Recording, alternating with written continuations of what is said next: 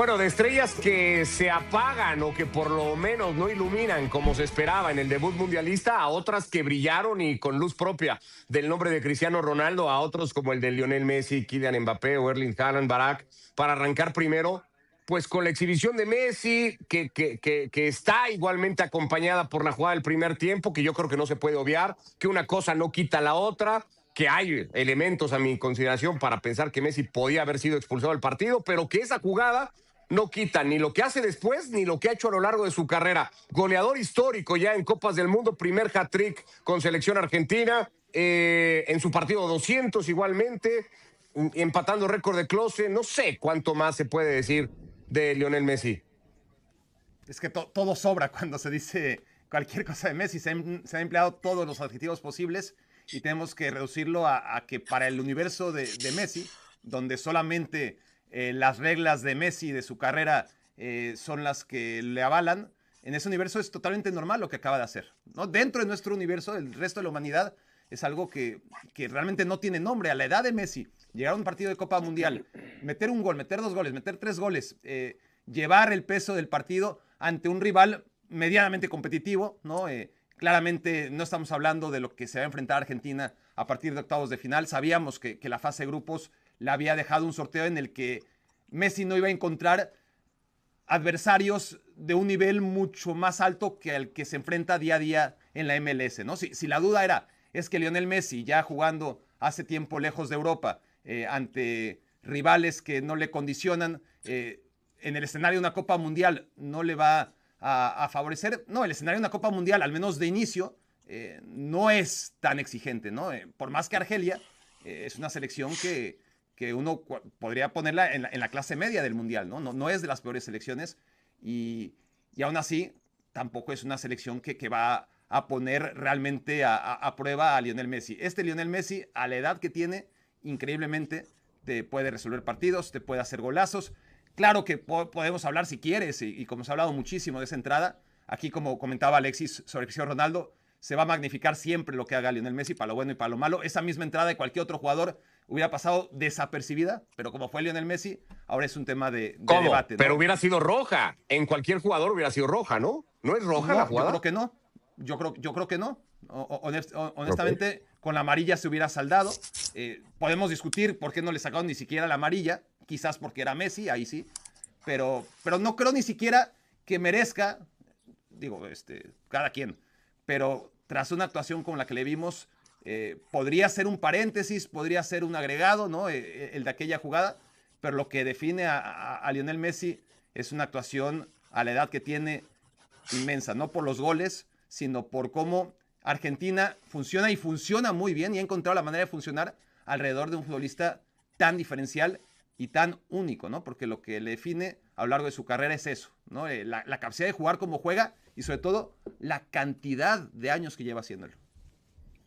Yo creo que el partido que le vimos a Messi se lo podríamos y seguramente se lo volveremos a ver en algún momento de esta Copa del Mundo, que lo que hizo ante Argelia bien lo podrá hacer más adelante en algún otro momento, Eduardo, pero insisto, la jugada del primer tiempo queda ahí, cada quien la podrá interpretar. Al margen de eso, lo que me parece también muy meritorio es que parecía un par de años atrás, si nos vamos a esa final de Copa América, por ejemplo, cuando sale Messi del campo es cuando Argentina vuelve a competir mejor contra Colombia y es capaz de ganar aquella final de Copa América. Daba la sensación de que Messi empezaba a marcar su salida de la selección argentina y era difícil volver a imaginar, o no sé si por lo menos lo compartes, este protagonismo que ha vuelto a asumir en el equipo de Scaloni y Leo Messi. No, creo que hay elementos distintos. La final de la Copa América, por ejemplo, la juegan dos equipos, no solamente la juega Messi. Entonces, lo que ocurre es que a medida que va avanzando el partido, Colombia va perdiendo sus mejores piezas, sus mejores momentos, sus mejores elementos, y Argentina, por ser el equipo que es, ser el campeón del mundo, venía como defensora del título, llegaba a esa Copa América, tenía herramientas como para poder disputar un partido largo, y por eso lo termina ganando, no solamente por la coincidencia de factores de que Messi ya no estaba en el campo, sino porque tiene un muy buen equipo. Entonces, aquí, y yendo a la jugada polémica, el árbitro, yo estaba revisando las imágenes desde el campo, y el árbitro no está tapado por dos jugadores en la línea de la acción. Seguramente el asistente tampoco le ve y el VAR le dice no, es una jugada de fuerza excesiva, por lo tanto no es roja. Pero el VAR no lo puede llamar para decirle le vas a tener que poner amarilla, al menos que haya sido otro tipo de circunstancia. Entonces, yo estoy de acuerdo que era una jugada de amarilla, pero claro, cuando le pasan este tipo de cosas a Messi, siempre se va a volver sobre la conspiración, sobre la teoría de que lo están ayudando, de que a la FIFA le va a convenir siempre que Messi haga un buen partido, etcétera, etcétera, etcétera. Pero también hay algo que me parece que Messi ha marcado este mundial al llegar a la MLS como para que este mundial fuese algo especial en su vida. Y creo que Messi se ha preparado muy a conciencia, como muchos otros jugadores de la selección argentina, como por ejemplo su compañero de Inter Miami, Rodrigo de Paul, y eso es un poco lo que se ve. Pero también se ve a un entrenador que tiene que tomar decisiones y dentro de las decisiones que tiene que tomar, cuando llega la segunda pausa de hidratación, que a Messi nunca le ha gustado salir, lo primero que hace es hablar con Messi para decirle te voy a sacar. Y lo termina sacando para que Messi no se enoje. Hay que gestionar a estos futbolistas, porque si vos los dejás que ellos se gestionen, seguramente el que lo va a sentir es el resto del equipo. Y un poco con Argentina está pasando eso, y también está pasando que por lo que vimos es un Messi físicamente en una condición que no estaba en los últimos tiempos, justamente por eso, porque se había marcado este mundial, y vamos a ver cómo termina la película. Venga, rápido Alexis, para también hablar un poco de las primeras actuaciones de Haaland y de Mbappé, la jugada de Messi, el récord de goles de Messi y un poco a dónde es difícil calcularlo, ¿no? Pero no sé si podemos más o menos con base a la estadística calcular hasta dónde podría llegar en los récords y en lo numérico esta Copa del Mundo de Messi. Bueno, de la jugada es que para mí no es roja. Yo entiendo que haya todo tipo de debates al respecto de la misma. Para mí no admite ninguna duda. La fuerza no es lo suficiente.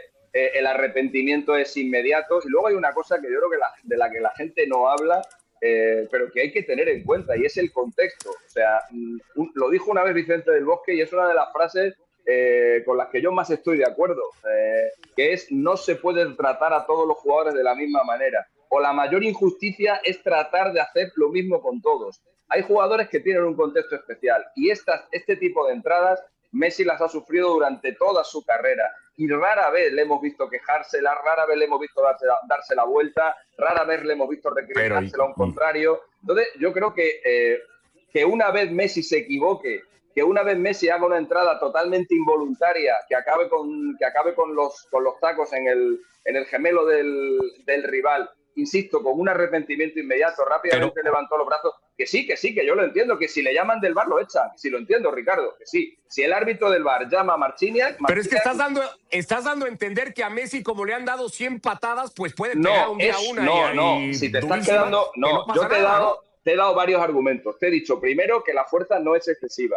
Te he dicho, segundo, que hay un arrepentimiento inmediato. Y tú te estás quedando solamente con el último argumento, que es uno de tres que te he dado, pero te podía seguir dando argumentos. Yo creo que a Messi, por esa acción, no habría que echarle. Y no habría que echar a nadie por una acción como esa, una acción que es totalmente fortuita y totalmente involuntaria. También te digo que Marciniak es un árbitro que gusta mucho en la selección argentina, y Marciniak es el primer árbitro en la historia de la Copa del Mundo que arbitra 4 partidos a la misma selección. Esto no había pasado jamás. Jamás un árbitro había dirigido tantos encuentros a una misma selección. Y Marciniak, el otro día, con el 4º partido, tercer mundial consecutivo dirigiendo a Argentina, pues también pone de manifiesto que es un árbitro que está bien o que a Argentina le gusta. Pero creo que en esa jugada él estuvo bien y creo que en esa jugada estuvo bien el VAR en no intervenir. Y en cuanto a los récords que puede batir, no sé si es un dato le quedan 2 muy importantes. Ser el máximo asistente en la historia de la Copa del Mundo. Tiene 9 asistencias, el récord lo tiene Fritz Walter con 10 y el segundo lo tiene a punto de conseguirlo. Son 5 partidos consecutivos marcando en la Copa del Mundo, el récord está en 6, lo comparten Jas Fontaine y Jairzinho y le falta uno para igualar ese registro. Bueno, no sé si ese dato del árbitro, por cierto, hará que muchos de los críticos digan, bueno, pues ahí está, ¿no? Otra prueba más. Pero bueno, nosotros no vamos a caer en esas polémicas porque no es el punto. Mbappé y Haaland, con par de goles cada uno, dos de las también individualidades que se espera que brillen un montón en esta Copa del Mundo. Barak, Mbappé persiguiendo además un récord que por edad no solo muy seguramente alcanzará este de Messi ahora y de Klose, sino que además lo terminará rompiendo igualmente el francés. ¿Con cuál de los dos quieres empezar? Pues con el que jugó antes, ¿no? Solamente por orden cronológico. No sé qué tanto, obviamente para Haaland era una situación sumamente especial, ¿no? Jugar su primer partido de una Copa Mundial, su primer partido importante, relevante, ¿no? Una vez que tampoco había jugado Eurocopa con la selección noruega. Pero además, creo que algo también estuvo el factor de que Mbappé venía de meter dos goles. Si necesitaba un extra, ¿no? De combustible Erling Haaland en su encuentro contra Irak. Un partido de Haaland, ya que me pusieron imágenes, por más que iba a empezar con Mbappé, empecemos todos con Haaland. Un partido que fue mucho más complicado de lo que la gran mayoría hubiéramos pensado, por más que estábamos advertidos de la rebelión, no necesariamente en los resultados, pero sí en la postura de muchos equipos que partían como inferiores. Irak, a diferencia de otras, como Qatar, que se limitó a defenderse en contra de Suiza, fue un equipo agresivo, un equipo que le complicó la vida a Noruega. Y bueno, Noruega al final encontró en su delantero el hombre que pudo ir lidiando con un partido mucho más competitivo de lo que parece el marcador y anotar esos dos goles que previamente había anotado Kylian Mbappé para sacudirse muchos fantasmas, ¿no? Primero, los de la primera actuación de Noruega en un partido importante, y cuando digo importante, pues me refiero obviamente a Eurocopa o Copa Mundial en todo lo que llevamos de siglo. Segundo, esta estadística negativa que arrastra en estos meses o los meses previos al verano, en donde Haaland claramente reduce sus prestaciones. Y empezar el Mundial con dos goles en un partido que resultó mucho más complicado de lo que cualquiera podía avecinar, pues le quita muchísima presión y le da confianza a un delantero que más que ningún otro es de rachas, ¿no? Todos los delanteros son de rachas y de momentos y Haaland en particular, cuando empieza un torneo metiendo dos goles, cuidado. Eduardo, a Francia le costó el partido, le costó el primer tiempo ante la selección de Senegal, incluso no remató a portería el equipo de Didier Deschamps. Y en el segundo tiempo es a través de Olise, es a través de lo que empieza a hacer también Doué, es el ingreso de Barcola el que termina marcando, pero al final vuelve a ser la misma figura de siempre, la de Kylian Mbappé, la que termina llevándose reflectores con un par de goles. Sigue siendo el líder indiscutible, y no sé si también decirlo, el mejor futbolista de esta selección francesa. Y ha quedado como la referencia. Vestir la camiseta número 10 de Francia no es un hecho casual y él sabe lo que representa esa camiseta.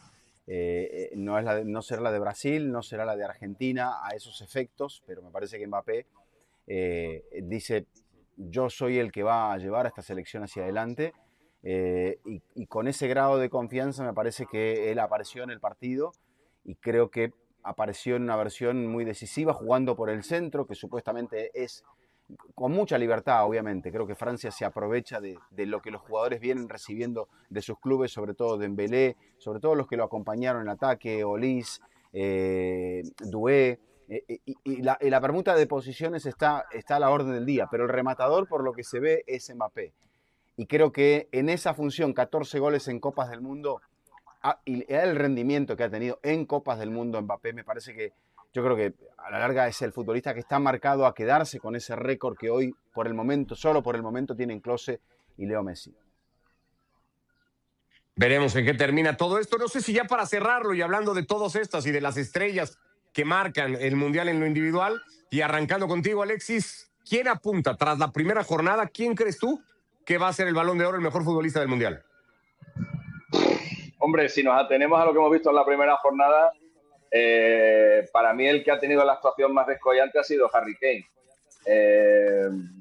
Porque creo que el nivel del rival y el partido global que hizo, más allá de los goles, y luego también hasta dónde creo que puede llegar Inglaterra, pues quizás sea un favorito, porque además también a eso hay que añadirle toda la temporada que lleva Kane, que ha sido extraordinaria con el Bayern Múnich, ha marcado muchísimos goles y ahora mismo pues probablemente sería el gran candidato, pero es que queda muchísimo. Si es que es como si el Mundial empezara ahora, porque ahora quedan 7 partidos, que es el Mundial de toda la vida. O sea, realmente lo que hemos visto ha sido casi una pretemporada. Ya, tal cual. Apenas un tentempié apenas. Barak, ¿con quién te quedas? Sí, lo que dice Alexis, ¿no? Si pensamos en Francia 98, antes de cuartos de final, olvídate el primer partido. Antes de cuartos de final, nadie hubiera dicho Zinedine Zidane, ¿no? Estaba siendo una decepción Zinedine Zidane antes de cuartos de final. Lo habían expulsado, no había pesado y ahora no solamente es que haya sido la figura del 98, sino que es una de las grandes figuras de cualquier mundial lo que hizo Zidane en el 98, porque claramente lo que va a tener peso es lo que venga después. Pero bueno, basado en lo que hemos visto otra vez, yo creo que mientras Lionel Messi siga vivo, mientras Lionel Messi siga en activo, mientras Lionel Messi tenga actuaciones como la que tuvo ayer, la locura no es decir Lionel Messi, la locura ya es no rendirse ante las evidencias y no decir Lionel Messi, ¿no?